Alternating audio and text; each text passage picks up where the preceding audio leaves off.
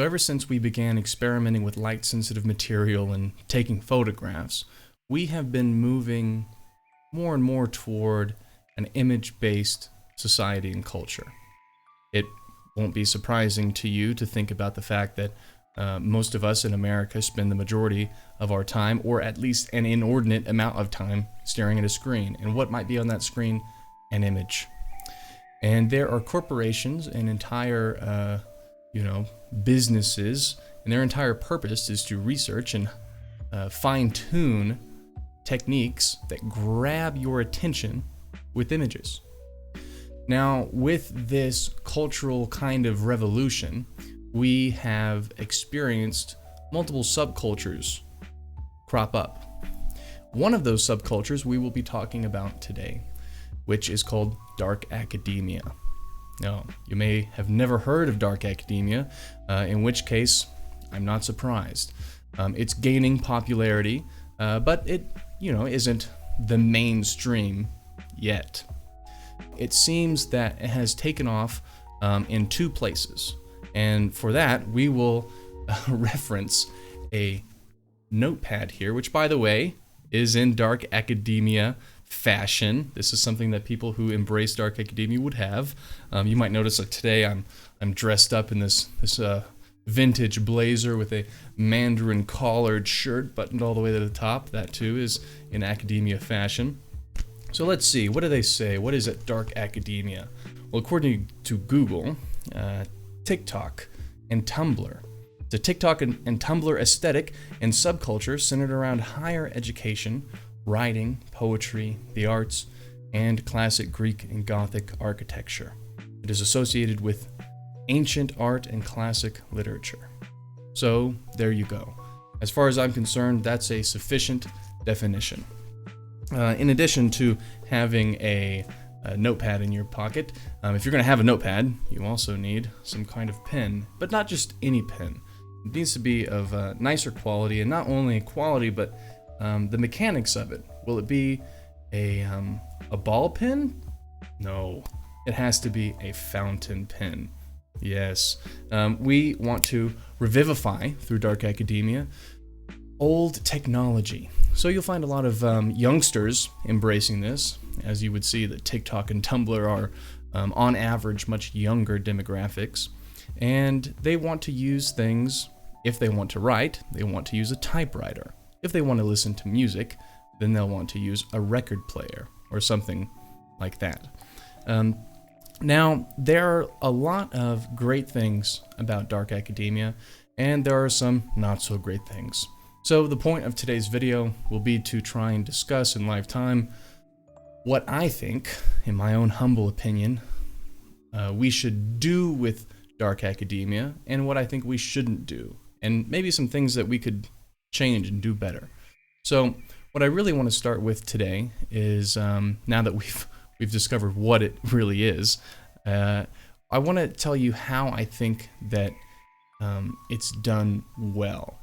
I think that the aesthetic in and of itself is very visually pleasing, and obviously that's the point of an aesthetic. It's a visually pleasing image or characteristic of certain things. You look at them and you say, oh yeah, I know what that is. And it's, in a lot of ways, like many countercultures that cropped up recently. I know the hipster movement, about 10 years ago or more, when that started, that was a counterculture, and it attempted to revivify and bring back to life a lot of retro things. And it was successful in spawning much more nuanced and quality aesthetics, such as dark academia. Dark academia's little sister, light academia. Cottage core, princess core, all kinds of other things that if you look up on Pinterest or TikTok, you will find gobs of content and very specialized little niches and epochs of the internet world. So have fun doing that. But one of the things that I enjoy the most is that dark academia seems to visually embody a kind of world that, for me specifically, feeds my interest. I read a lot of older literature, a lot of classic literature. And when you start reading those, you get an imagination and an image in your mind about what the world in 1850, say, looked like. And so you might want to, alter your environment, alter your room, your office, your clothing, to try and, reflect those imaginations that you have. And so dark academia is very good for that. And it also allows us, when we dress up this way, to embody those things. So if you think of someone who is an academic, for example, you think of the way that they might dress if they were, say, a psychologist or something like that, which is very fitting for my field of study. And so if I dress like this, then I look kind of like the person that I think would be studying the thing I'm studying. And through that, I'm able to kind of embody that abstracted character more and more efficiently. It makes me feel like I can do the thing that I'm doing. When I dress as a student, which I do, I dress like I think a student would dress to go to college. And then I go to class and I sit down and I'm in uniform. I am dressed for the occasion. If you want to work on a car, you wear clothes that are fitting for that task. If you want to go study and go to a lecture, you wear clothes that are fitting for the task. It allows you to focus, get down to work, and really get into the mindset that's necessary in order to do what you need to do. So that's one thing that I feel like is very useful from dark academia. In addition, it's just, an aesthetic. It doesn't really hurt anybody. It's just something that some people like to do. Now, for me personally, I like to mesh the aesthetic with an academic lifestyle. And that works very well for me. I think that they feed one another very well. In addition to just being a hobby of collecting various things and continually tweaking my wardrobe and environment to fit the aesthetic more and more each day, I'm also pursuing an academic career seriously and diligently. But there are certain people that do not pursue serious academic careers and yet still embrace the aesthetic, which in my opinion is fine. It's not necessary because it's just an aesthetic, although it is misleading. So, to critique dark academia, I would like to say a few things about some of the practices that are shown by the YouTubers, right? So we mentioned that it was from TikTok and from Tumblr, but now I want to talk about the YouTubers. Now, there are a few YouTubers that I personally like. RC Waldun is one of the YouTubers that explicitly introduced me to this aesthetic. It was interesting because most of my life I had been, kind of bent toward this dark academic aesthetic that was most definitely started with maybe the hipster movement in conjunction with my natural interest in literature and those kinds of things. But he introduced me, and I was like, well, there we go. It's got a name. And there's a bunch of other people that are enjoying this look that I can go look at and get some ideas. And so I watched his video that I'll link below. And then I started looking at other YouTubers. RC Waldun seems to do a fairly good job of balancing his academic career with his aesthetic pursuit. That's really what it is. We're chasing after a look, after an aesthetic, and like many things, it's usually impossible to get to the end of it. You can never get perfect because there's really just no end to it. So he does a fairly good job. I think he's still young in his study. I think he just went to college, and so I myself am a junior in college, so I'm young as well. But there are some other YouTubers that it just seems like all they do is like record their day. And so they'll just, decide to write a handwritten letter to their friend or something like that.